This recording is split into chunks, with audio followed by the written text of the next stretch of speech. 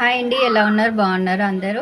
ఈరోజు నేను జొన్న పిండి చేస్తున్నానండి. జొన్న చపాతి నా స్టైల్లో. ఫస్ట్ వాటర్ మసాలా పెట్టుకుంటున్నాను. తర్వాత తెల్ల జొన్న పిండి ఒక 3 కప్స్, అంటే ఈ కప్తో 3 కప్స్ తీసుకున్నానండి. తర్వాత కొంచెం సాల్ట్ వేసుకున్నాను తగినంత. ఏ కప్పుతో అయితే మనం కొలుచుకున్నామో అదే కప్పుతో మనం వేడి చేసుకున్నాం కదా వాటరు, అవి తీసుకున్నామండి. ఇందులో పోసుకోవాలి.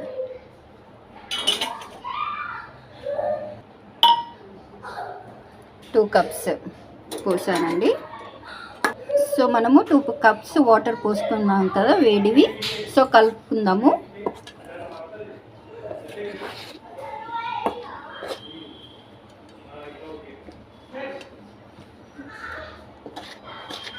బాగా మంచిగా మెత్తగా మృదువుగా కలుపుకోవాలండి.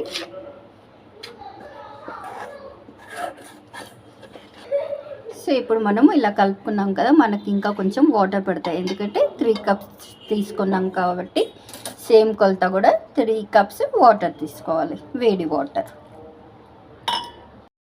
ఇలా కలుపుకోవాలండి. మనం చపాతీ పిండి లాగానే సేమ్ గట్టిగా ఉండాలి.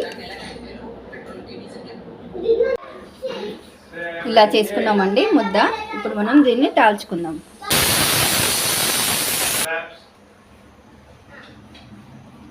మెల్లగా చపాతీ కర్రతో చేసుకోవాలి.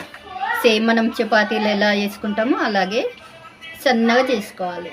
స్లోగా చేసుకోవాలండి, మరీ గట్టి కూడా కాదు. మనం స్లోగా, ఎంత స్లోగా చేసుకుంటే అంత స్లోగా సన్నగా. పెంక వేడైందండి మనకి. ఇప్పుడు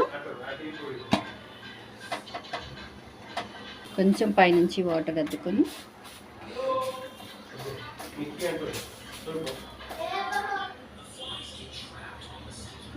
చూడండి మనకి ఎంత మంచిగా పొంగుతున్నాయో. ఇట్లా సన్నగా వచ్చాయి. చపాతీ అనేది కూడా మనకు పొంగుతుంది. సేమ్ చపాతీ లాగానే ఉంటుంది సన్నగా. చూడండి మనకి వేడి వేడిగా జొన్న చపాతీ రెడీ.